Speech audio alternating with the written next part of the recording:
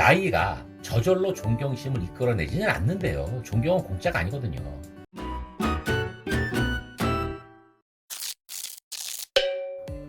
안녕하세요. 다정한입니다. 오늘 이야기할 책은 어른답게 삽시다입니다. 2021년 7월에 출간됐고요. 지은이는 이시형 박사님. 유명하신 분이죠. 정신과 전문의예요. 각종 사회에서 벌어지는 현상들을 사회 정신의학적으로 분석을 해서 대안을 제시하는 그러한 일명 국민의사시죠. 이분이 쓴 책 중에는 공부하는 독종이 살아남는다, 세로토닌 하라, 둔하게 삽시다, 품격, 이렇게 아주 많은 책들이 있습니다. 살아온 날이 많으신가요? 아니면 살아갈 날이 많으신가요? 사실 이거는 우리가 장담을 할 수 없는 말이기도 해요. 혹시 어른이라고 하는 단어와 노인이라고 하는 단어를 어떻게 생각을 하세요? 어떠한 느낌으로 이 단어들을 사용하고 계세요? 저는 정확히 기억이 나지는 않지만 대체적으로 좀 노인 그러면 부정적인 어떤 방향으로 생각을 좀 해왔어요. 나이가 한 40대 후반 정도 이렇게 되면 인생의 어떠한 중간 지점이라고 생각을 많이 할 거예요. 젊은이들과 노인들의 세대를 양쪽을 다 이해할 수 있다고 생각을 하겠지만 이게 과연 정말 그럴지는 모르겠어요. 양쪽을 다 이해할 수 있을까요? 아니면 자신의 처신조차도 제대로 알지 못하고 그렇게 그냥 살고 있을까요? 어떨지 모르겠네요. 이 책에서 이시영 박사님께서는 미운 100살이 되고 싶지 않은 그러한 어른들, 그분들을 위해서 어떻게 해야 되는지를 알려주고 있습니다. 제가 느낀 한 줄 정리를 먼저 한번 해볼게요. 시대가 변하고 있다. 어른의 모습도 진화해야 된다. 노력해야 된다. 죽을 때까지 였습니다. 그렇게 좋은 내용은 아닌 것 같죠, 느낌상. 나이 먹어도 뭘 계속 해야 된대요. 아무튼 길어진 수명을 어떻게 보낼 것인지에 대한 진지한 그런 생각이 좀 있어야 되고요. 그 생각에서부터 출발하면 어떠한 일을 할 것인지, 그리고 어떠한 모습으로 임할 건지, 자립이라는 것도 자연스럽게 생각을 좀 깊게 하게 될 것이고요. 쓸쓸한 시간도 줄어들 수 있고요. 나이값도 하게 될 거예요. 마지막으로 존경받을 만한 삶을 살도록 노력도 할 것이고, 나이 먹어도 뇌의 기능이 활발해질 수도 있겠죠. 만족한 생활을 여유롭게 할 수도 있고요. 이게 연륜으로서 우리가 모든 것을 좀 잘 지혜롭게 풀어간다면 가능합니다. 서론이 좀 길었죠. 책의 내용으로 들어가 볼게요. 이 책은 3개의 부분으로 이루어져 있어요. 첫 번째, 그렇게 어른이 되어간다. 두 번째, 쓸쓸함이 당연하다. 세 번째, 나이에 대한 예의가 있어야 된다. 자, 첫 부분이에요. 그렇게 어른이 되어간다. 맞아요. 시간이 지나면 다 나이를 먹어요. 그런데 나이를 먹는다고 해서 다 어른이 되는 건가요? 그렇진 않은 것 같죠. 어른이 되어가기 위해서는 몇 가지 좀 알아야 하는 게 있대요. 우선 회복 탄력성이라는 걸 설명하고 있어요. 우리가 살다가 역경이나 시련에 당할 때가 있죠. 그런 거에 당하면 그 상태로 계속 머물러 있는 것이 아니라 다시 안정된 상태로 회복하려고 하는 힘이 있어요. 그게 회복 탄력성이라는 거예요. 특히나 몸보다는 이 마음의 건강에서 더 직접적인 영향을 미치고 있죠. 근데 이게 나이 들면서 회복하는 게 쉽지가 않아져요.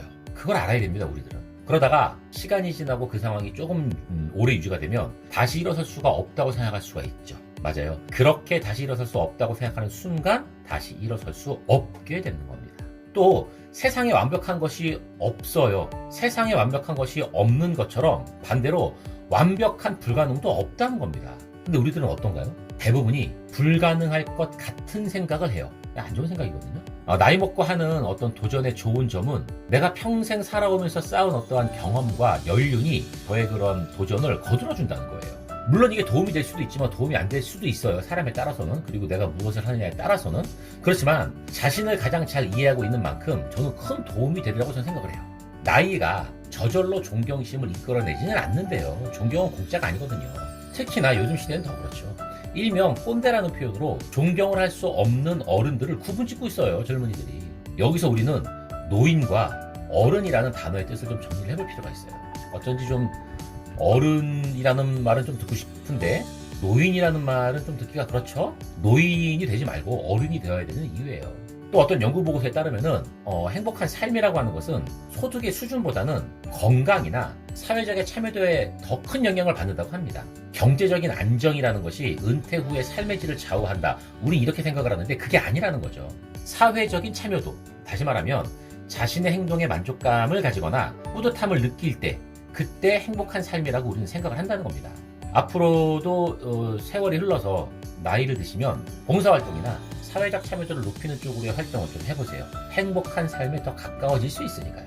비슷한 말로 이런 말도 있죠. 무엇을 하느냐보다 어떻게 하느냐가 더 중요하다. 이런 말하고 연관이 되는 그러한 내용이었어요. 또 뇌과학에서도 주장하는 게 있대요. 이 누구라도 인생의 높은 이상과 목표를 향해서 살아간다면 그 사람의 유전자는 그 목표나 이상이 이루어질 때까지는 늙지도 죽지도 병들지도 않는데요. 이 뇌과학에서 지금 밝혀진 거랍니다. 그러니까 살면서 적당한 목표를 가지고 살아가는 것이 오히려 더 우리 몸에 이롭다는 거죠.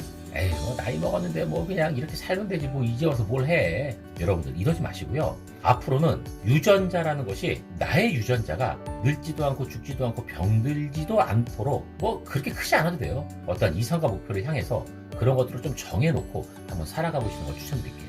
대단하지 않아도 되잖아요. 우리가 뭐 나이 먹고 뭐 세상을 구하거나 세상을 바꿀 뭐 이렇게 살지는 않을 거거든요. 그렇게 거창한 걸 가지라는 게 아니에요. 바쁘다는 핑계에 이거 이제 더 이상 하지 말자고요. 너무 바빠서 할 수 없었다는 것은요, 없어요. 정말로 중요한 일은 바빠도 시간을 쪼개서 하게 돼 있어요. 그렇게 행복한 삶을 살아가는 어른이 한번 되보자고요. 그것이 첫 번째 이야기했었던 그렇게 어른이 되어간다, 이런 내용이었고요. 두 번째는 쓸쓸함이 당연하다는 얘기입니다. 마음에 주름살을 새기는 것은 세월이 아니래요. 몸이 늙으면 마음마저 늙는다고 생각하는 자기 자신이라는 거예요. 대부분의 사람들이 이렇게 살고 있겠죠? 마음도 이제 늙어갔다 이렇게 생각하는 거. 근데 이 생각이 곧 마음의 주름살을 새기는 정말 바로 핵심적인 행동이라고 비유하고 있어요. 결국 나를 늙게 만드는 거는 세월이 아니라 바로 나 자신이라는 겁니다. 반복해서 이야기하고 있어요. 지금 이 책을 한번 읽어보시면 이 부분을 조금 반복해서 이야기를 해요. 지은이가 일반적으로 나이 먹으면 휴식 시간이 많아져야 된다고 생각을 하죠. 근데 휴식이라는 거는요, 바쁜 일상 속에서 잠시 쉼표를 찍을 때, 그럴 때 정말 큰 의미가 있는 거예요. 휴식이라는 것이 일상이 되면 그거는 또 다른 노동을 하고 있는 거나 다름이 없는 거랍니다.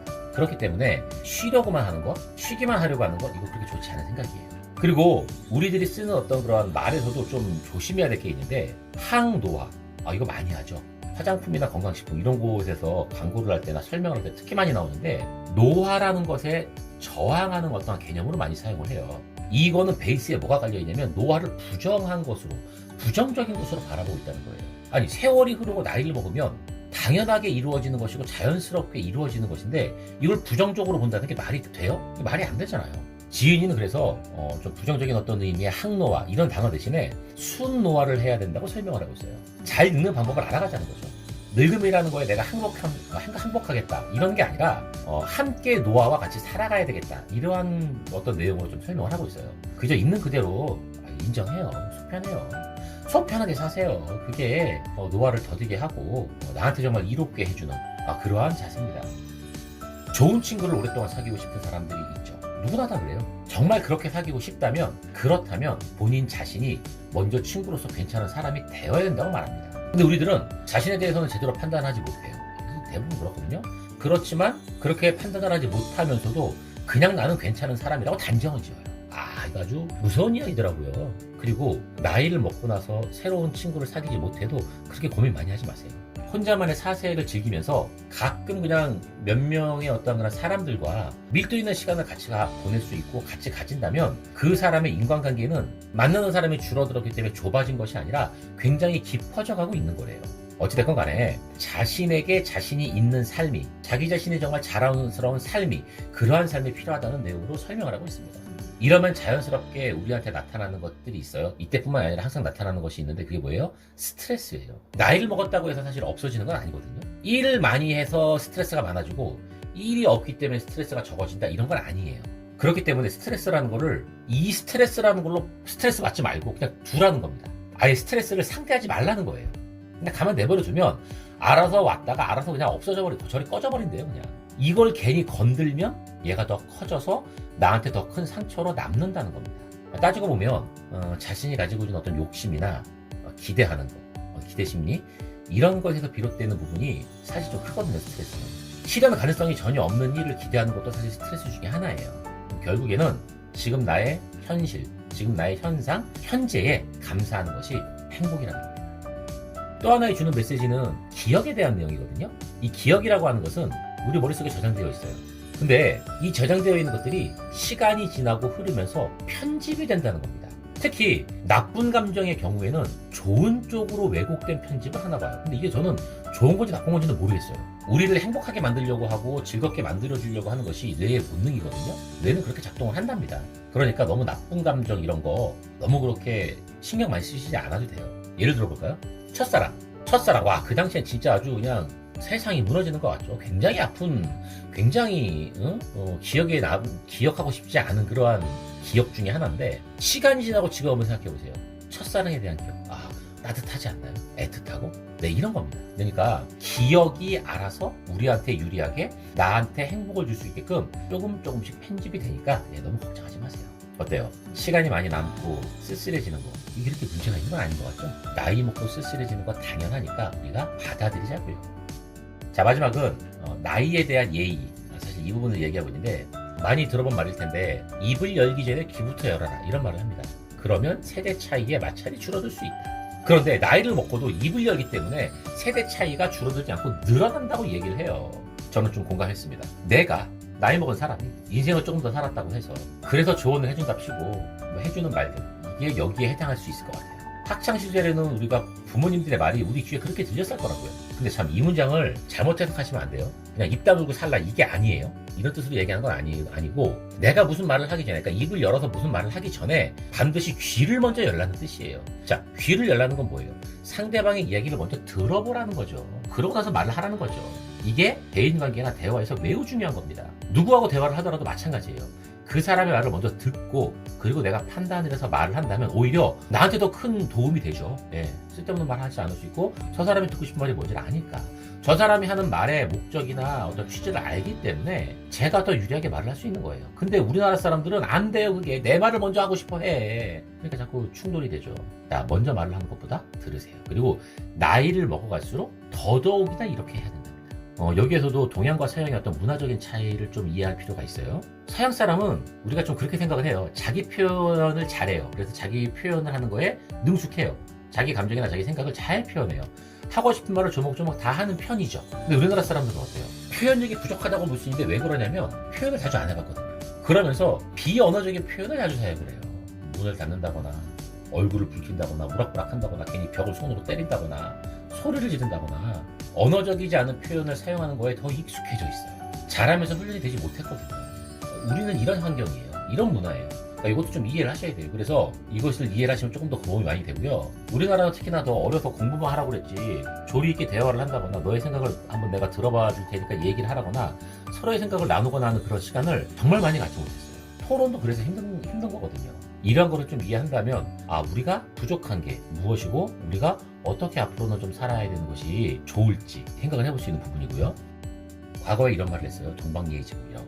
또는 어른을 공경하자는 말도 듣고 자랐어요. 근데 실제로 그렇게 살고 있나요? 우리가 들은 말에 비해서? 그렇지 못하죠. 그렇게 어렸을 적에 듣고 살았는데. 그런데 이제는 노인을 공경하지 않게 된 시대를 탓하기 전에 존경할 만한 어른이 없는 시대가 된 건 아닌지 한번 살펴봐야 됩니다. 그렇게 어른을 공경하자고 우리가 얘기를 했는데 왜 우리 지금은 어른을 공경 안 하네? 이런 말을 하기 전에 내가 나이는 먹었지만 존경을 받고 대접을 받을 만한 어른이 됐느냐, 이걸 살펴보자는 거죠. 단어에서도 좀 느껴져요. 존경이라는 말을 쓸 때는 어른이라는 단어를 쓰고요. 그렇지 않고 할 때는 그냥 노인이라는 단어를 써요. 존경받을 만한 어른이냐, 아니면 그냥 나이 먹은 노인이냐. 그래서 경로사상이라는 것도 좀 수술이 필요하다고 지은이는 설명을 해요. 벽이라는 것을 좀 허물고 노인들이 먼저, 나이 먹은 사람들이 먼저 나서서 젊은이들을 배려를 해야 할다라고 얘기를 합니다. 왜냐면 사실 몸은 나이를 먹어서 늙을 수 있지만 마음과 정신까지 늙어서 그러면 안 되는 거잖아요. 그래서 경로사상을 먼저 계속 구태의연하게 이야기하는 것보다 경로사상 자체를 좀 우리가 다시 한번 생각을 해보자 라는 이야기로 얘기를 해요. 그리고 지은이는 부모님한테, 좀 연로하신 부모님한테 정말로 효도를 하고 싶다면 오히려 많이 움직이게 하라고 얘기를 합니다. 그래서 일부러 주차장에 가서도 입구에서 조금은 더 멀리 떨어져서, 그리고 화장실도 좀 멀리 있는 곳으로 일부러 가게끔 움직이게 하는 거를 배려를 해주란 말이에요. 오히려 그렇게 하지 않게 하는 것을 효도라고 생각을 하는데 건강에는 도움이 안 될 수도 있다는 겁니다. 오히려 걷도록 하는 것이 건강에 도움이 된다는 설명이에요. 물론 부모님의 어떠한 상황에 따라서 조금 다른 의견이 있을 수도 있어요. 하지만 지훈이가 하고 싶은 말은 나이 드신 분들을 얇은 유리그릇처럼 모시지 말라는 뜻이에요. 우리 부모님들 다 오래오래 건강하게 사시길 바라잖아요. 조금씩은 운동도 하시고 더 움직이시면서 더 많은 것을 바라보시게 우리가 좀 모아주자, 이런 얘기를 하는 겁니다. 그리고 나이 드신 어른들에게도 한마디를 해요. 효도라고 하는 그 효에 대한 생각을 좀 바꾸자고 얘기를 합니다. 자식들 다 키우신 후에 자식들한테서 뭔가를 받으려고 기대도 하지 말라는 거예요. 자식들을 키우는 사이에 이미 부모 입장에서 받고 싶은 건 이미 다 받았다고 설명을 해요. 왜? 아니 자녀가 태어난 것 자체로 어렸을 적에 어려움을 부린 자체로 우리는 이미 행복했었거든요. 아이가 아무것도 하지 않아도 이미 바라만 봐도 행복했어요 그때는. 아니 그거면 됐지. 뭐 또 효도라고 한답시고 또 뭐를 또 해줬네 안 해줬네 나는 이걸 해줬으면 좋겠네 이런 거 생각도 하지 말라는 거예요. 만약에 지금 자식들이 뭔가를 해준다 그러면 그건 그냥 덤이라고 보너스라고 생각을 하세요. 제가 나름대로 정리를 해서 이야기를 하긴 했지만 조금 앞뒤 문맥이 어색한 거 있을 수 있어요. 하지만 현명하신 여러분들이 잘 이해를 해서 들으셨을 거라고 저는 생각을 하고요. 책을 읽고 나서 궁금한 부분이 좀 생긴 게 있어요. 이 책에서는 단 한 번도 연륜이라는 단어를 사용하지 않아요. 왜 그럴까요? 아직도 좀 모르겠어요. 여러분들이 혹시 한번 읽어보시고 그 이유를 한번 아시겠다는 분들은 댓글로 한번 알려줘 보세요. 요즘 시대 나이 먹었음을 인정받지 못하는 시대예요. 요즘 시대가 그래요. 인터넷 그리고 뭐 새로운 개념들이 자꾸 쏟아지고 기술이 자꾸 발달을 하고 그러다 보니까 노하우라는 것이 사실 필요하다는 생각을 많이 안 하거든요. 노하우라는 것이 대접을 받거나 자랑을 할 수 있는 시대가 이미 아닌 거예요. 그런 상황이 돼버렸어요. 인정을 받고 대접을 받으면서 경청을 해야 할 대상의 노인들이 이제는 불편해졌다고 판단한 그러한 시기가 됐다는 거예요. 아니 이걸 뭐 상황이 이렇게 됐는데 그걸 누굴 탓하겠어요. 하지만 장점이 없는 건 아니에요. 이 나이가 드신 분들이나 경험을 많이 하신 분들에 대한 장점이 없는 건 아닌데 우리 꼭 그렇게 생각을 해요. 그냥 뭐 대단한 게 있다고 이렇게 얘기를 한다는 거죠. 근데 책을 보더라도요 우리는 고전이라고 하는 건 사람들이 꾸준히 찾게 돼 있거든요. 우리들은 나이가 들면 그런 사람이 돼보자고요. 나이를 먹어도 사람들이 나를 찾는 그러한 사람. 저는 사실 그러한 부분이 좀 됐으면 좋겠다는 생각을 했어요. 노하우나 이런 것들을 인정받지 못하는 세대이긴 하지만 나는 잘 늙어서 나이를 잘 먹고 고전처럼 젊은 사람들이 찾게 되는 그러한 사람이 되는 것이 어떤 작은 어떤 목표로 하나 좀 설정을 했습니다. 기대 수명이 늘어난 만큼 좀 잘 살아야 돼요. 저는 건강하게 만족스럽게 행복하게 살고 싶어요. 그렇게 할 거예요. 이 책은 저와 같은 이런 비슷한 생각을 가진 분들에게 정말 필요한 책이라고 생각을 합니다. 정신의학에서 뇌의학까지 체계적으로 우리한테 설명을 하면서 그렇게 해야 된다라고 자세하게 알려주고 있어요. 그리고 자녀, 가족들에게 존경받는 부모가 되기 위해서 설명을 잘하고 있으니까 저는 아직 늦지 않았다고 생각합니다. 또한 자녀들한테 의지를 하기 전에 스스로가 존경받을 어른으로 만들어 가시기를 저는 간절히 기원하겠습니다. 자, 이 책은 여기까지 할게요. 여러분들의 다양한 생각과 의견을 댓글로 남겨주시고요. 좋아요, 구독도 부탁드리겠습니다. 지금까지 다정한이었습니다. 감사합니다.